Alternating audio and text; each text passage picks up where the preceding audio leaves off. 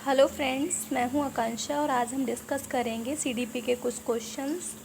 तो हमारा पहला क्वेश्चन है कि बच्चे की बुद्धि लब्धि अगर 90 से 110 के मध्य है तो वह है सामान्य बुद्धि का बालक, प्रखर बुद्धि का बालक, उत्कृष्ट बुद्धि का बालक, प्रतिभाशाली बालक।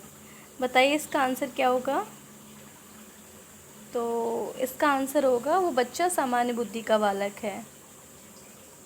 चलते हैं नेक्स्ट क्वेश्चन पे। बाल मनोविज्ञान के आधार पर कौन सा कथन सर्वोत्तम है।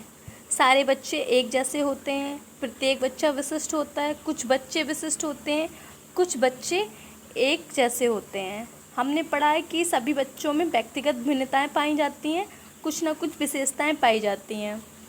तो फिर इसका आंसर क्या होगा, प्रत्येक बच्चा विशिष्ट होता है। अभी नेक्स्ट क्वेश्चन पे चलते हैं। शिक्षक को ज्ञान होना चाहिए। एक शिक्षक को कैसा ज्ञान होना चाहिए। अध्यापन का, बाल मनोविज्ञान का, शिक्षा संहिता का, अध्यापन विषय एवं बाल मनोविज्ञान का। तो आज की जो शिक्षा है वो बाल केंद्रित है, तो शिक्षक को अपने अध्यापन विषय और एवं बाल मनोविज्ञान दोनों का ज्ञान होना चाहिए। तो इसका आंसर क्या होगा, इसका आंसर होगा 4। भी चलते हैं नेक्स्ट क्वेश्चन पे। एक बच्चे की बुद्धि और विकास के अध्ययन की सर्वाधिक अच्छी विधि कौन सी है। एक बच्चे की बुद्धि और विकास के अध्ययन की सर्वाधिक विधि कौन सी है। इसका आंसर क्या होगा, जल्दी से कमेंट करके बताइए। मनोविश्लेषणात्मक विधि, तुलनात्मक विधि, विकासीय विधि, सांख्यिकी विधि। इसका आंसर होगा विकासीय विधि। भी चलते हैं नेक्स्ट क्वेश्चन पे। समाजीकरण वह प्रक्रिया है जिसमें बालक और वयस्क सीखते हैं। किससे सीखते हैं, परिवार से, विद्यालय से, साथियों से, इन सभी से। तो जो अधिगम है वो जीवन पर्यंत चलने वाली प्रक्रिया है। आदमी कहीं से भी कुछ भी ग्रहण कर सकता है, कहीं से भी कुछ भी सीख सकता है। वो औपचारिक तथा अनौपचारिक दोनों माध्यम से सीखता है। तो इसका आंसर क्या होगा, इन सभी से। अभी चलते हैं नेक्स्ट क्वेश्चन पे। गार्डनर ने 7 बुद्धि का अधिगम निर्धारित किया है, इनमें से कौन सा नहीं है। गार्डनर ने 7 प्रकार की बुद्धि बताई है, उसमें से इनमें से कौन सा नहीं है। स्थान संबंधी बुद्धि, ये भी उनके सिद्धांत में है। भावात्मक बुद्धि और अंतर व्यक्तिगत बुद्धि, भाषात्मक बुद्धि। तो इसका क्या होगा, भाषात्मक बुद्धि। भी नेक्स्ट क्वेश्चन। सहयोगात्मक राजनीति की किस श्रेणी में महिलाएं निम्न से संबंधित हैं। इसका आंसर क्या होगा, सहयोगात्मक राजनीति में महिलाएं किससे संबंधित नहीं होती हैं। स्वीकार्यता से, प्रतिरोध से, क्रांति से, अनुकूलन से। तो महिलाएं प्रतिरोध से संबंधित नहीं होती हैं। Next question.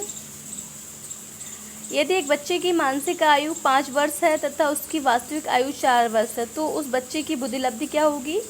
मतलब बच्चे की मानसिक आयु 5 वर्ष है और उसकी वास्तविक आयु 4 वर्ष है। मतलब वो बच्चा अपनी उम्र से ज़्यादा जानता है, तो उसकी बुद्धि लब्धि क्या होगी। सामान्य बालक की बुद्धि लब्धि 190 से 110 होती है, तो उस बच्चा की बुद्धि लब्धि क्या होगी, 125 होगी। वो प्रतिभाशाली बालक के अंतर्गत आएगा। विद्यालय क्षेत्र में रचनात्मक निर्धारकों को जानने के लिए इनमें से कौन सा उपभागम नहीं है। मतलब बालक की रचनात्मक क्षमता को मापने के लिए कौन सा उपभागम इसमें नहीं है। वार्तालाप कौशल, बहुविकल्पीय प्रश्न, परियोजना कार्य, मौखिक कार्य। क्या होगा इसका आंसर, इसका आंसर 2 होगा, बहुविकल्पीय प्रश्न। मनोविज्ञान शिक्षा का आधारभूत विज्ञान है, ये किसने कहा, ये कथन किसका है, जल्दी से बताइए। इस कथन का आंसर है स्किनर। स्किनर ने कहा है कि मनोविज्ञान शिक्षा का आधारभूत विज्ञान है। अभी नेक्स्ट क्वेश्चन पे चलते हैं। आधुनिक मनोविज्ञान का क्या अर्थ है। आजकल जो मनोविज्ञान है उसके अंदर बालक के व्यवहारों का अध्ययन किया जाता है, तो इसका आंसर क्या होगा, व्यवहार का अध्ययन। Next question. हिंदी अक्षरों को बालक किस आयु में पहचानना प्रारंभ करते हैं। 5 वर्ष की आयु में हिंदी अक्षरों को बालक पहचानने लगते हैं। Next question. बुद्धि लब्धि मापन के जन्मदाता कौन है, जल्दी से बताइए, जल्दी जल्दी कमेंट करिए। बुद्धि लब्धि मापन के जन्मदाता टर्मैन है। Next question. एलेक्रिया है, एलेकिया सॉरी, एल किया है पढ़ने की अक्षमता, लिखने की अक्षमता, सीखने की अक्षमता, सुनने की अक्षमता। तो एल की किया है पढ़ने की अक्षमता। भी नेक्स्ट क्वेश्चन, शिक्षा मनोविज्ञान की उत्पत्ति का वर्ष कौन सा माना जाता है? तो शिक्षा मनोविज्ञान की उत्पत्ति का वर्ष 19वीं शताब्दी से शिक्षा मनोविज्ञान की उत्पत्ति मानते हैं, तो इसका वर्ष 1900 होगा।